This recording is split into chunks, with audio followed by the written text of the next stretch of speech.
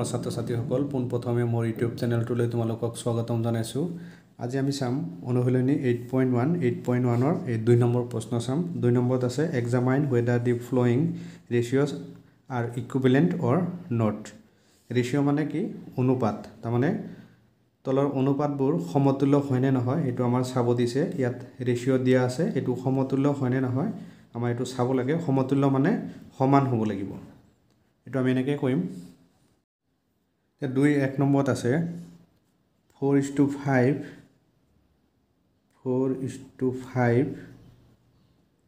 and 4:5 and 2:3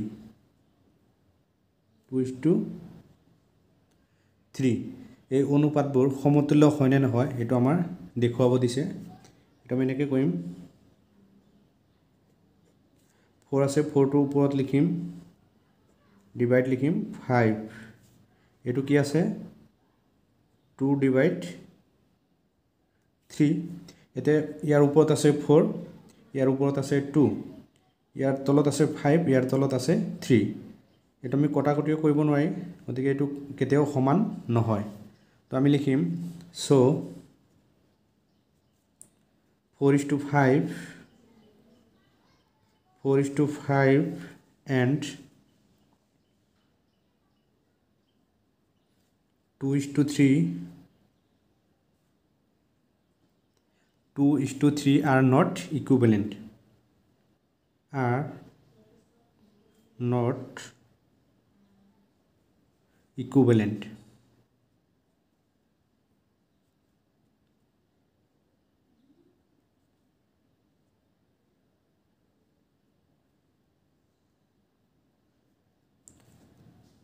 So 4:5 and 2:3 are not equivalent। তাৰমানে এইটো সমতুল্য নহয়, মানে সমান নহয়। এইটো কি হয়? সমান নহয়। 4/5 আৰু 2/3 কেতিয়াও সমান নহয়, সেইকাৰণে আমি লিখি দিলোঁ যে 4:5 and 2:3 are not equivalent। এতিয়া 2 নম্বৰটো চাওক। 2 নম্বৰটো আছে 7:15 and 21 কিমান আছে 45।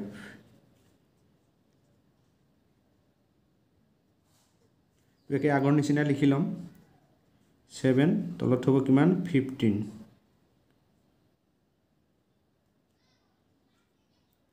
and কিমান আছে 21/45। এতিয়া চাওঁ আমি এইটো কটাকটি কৰিব পাৰোঁ নেকি। এতিয়া 3ৰে আমি কাটিব পাৰি, এইটোতো কাটিব নোৱাৰি। 3ৰে কাটিব পাৰি। 3 যাব কিমান 7 বাৰ, আকৌ 3 যাব কিমান 15 বাৰ। 3 যাব কিমান 7 বাৰ, 3 যাব 15। এইটো আমি কটাকটি কৰিলে এটা বস্তু মনত ৰাখিব লাগিব যে তলৰটো যিটো সংখ্যাৰে কাটিম ওপৰটো সেই একে সংখ্যাৰে কাটিব লাগিব। তলৰটো যদি এটা সংখ্যা কাটোঁ আৰু ওপৰটো যদি বেলেগ সংখ্যাৰে কাটোঁ তেতিয়া নহ'ব। তো একে সংখ্যাৰে কাটিব লাগিব। এতিয়া ইয়াত কিমান পালোঁ আমি 7/15। এতিয়া চাওঁ আমি ইয়াতো আছে 7/15, এইটোৰ পৰা আমি কটাকটি কৰি কিমান পালোঁ 7/15। তাৰমানে এইটো কি হয় সমতুল্য হয়, এইটো ইকুইভেলেণ্ট। তো এইটো আমি লিখি দিম চ'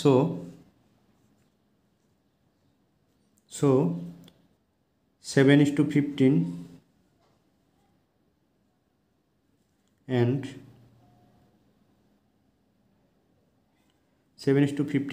21:45 are equivalent।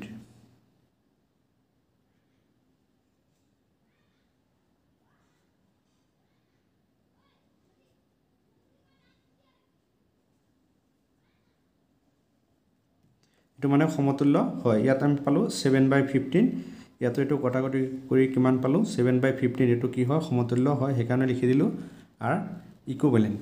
এতিয়া 3 নম্বৰটো চাওক।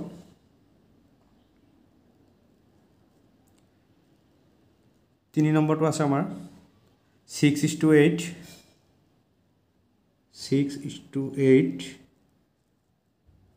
and 6:8 and 54 is to 72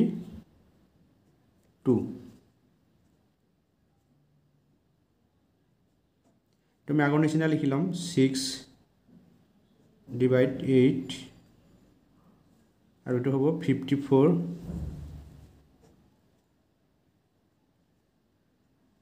divide 72 এটা এটো আমি 2 ৰে কাটিব পাৰিম 2 যাব কিমান 3 বাৰ 2 যাব কিমান 4 বাৰ কিমান পালো আমি 3/4 আৰু এটো কটাকটি কৰিব পাৰিম আমি এটো 9 ৰে কাটিব পাৰিম 6 into 9 কৰিলে কিমান পাম আমি 54 আকৌ 8 into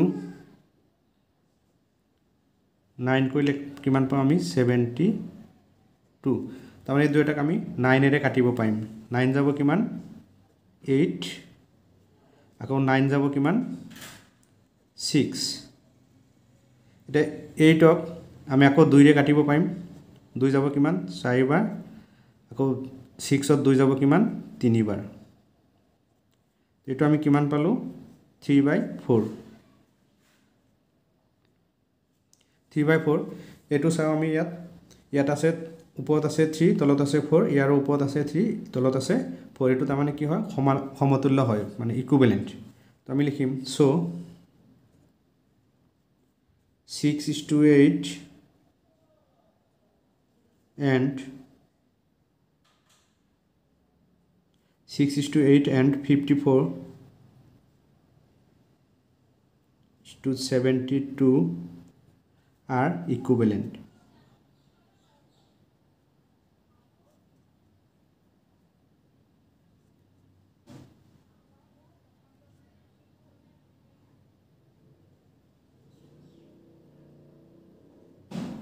Are equivalent. Eto amar 3 number answer. Eta 4 number to sao. So it's 4 number. 4 number to ase 13:14 and 13:14 and 14:13 14:13 এটো আমাৰ সমতুল্য হয় না নহয় চাব লাগে তো কি কৰিম আমি 13 ডিভাইড কিমান হ'ব 14 ইয়াত কিমান হ'ব 14 ডিভাইড 13 এতিয়া আমি চাও ইয়াৰ ওপৰত আছে 13 ইয়াৰ ওপৰত আছে 14 আকৌ ইয়াৰ তলত আছে 14 ইয়াৰ তলত আছে 13 গতিকে এই দুটা সমান নহয় এটো কি হ'ব not equivalent so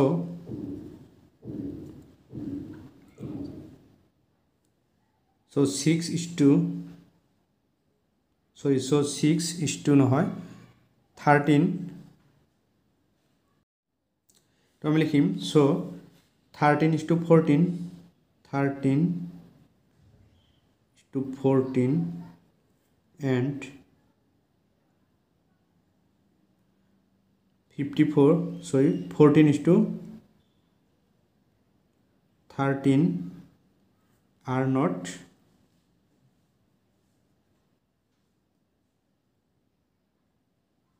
are not equivalent মানে সমতুল্য নহয়